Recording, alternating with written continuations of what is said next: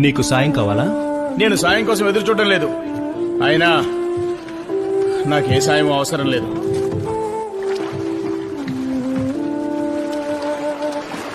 ఏయ్, ఇలా వస్తే పడవలోకి ఎక్కడం కష్టం. అవును, అది నిజమే. నాకు నీ చేయిని అందించు.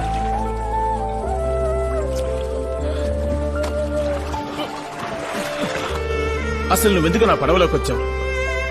మనం చేపల వేటకెళ్దాం. ఈ పగటి సమయంలో ఇందులో ఏ చేపలు ఉండవు. నిజానికి రోజులో ఏ సమయంలోనూ ఉండవు. పేతురు, నాకు 1 గంట సమయం ఇవ్వు. నీకు నేను పూర్తిగా కొత్త జీవితాన్ని ఇస్తాను. అది నేను నిన్ను అడిగానా? మళ్ళీ చెప్తున్నాను,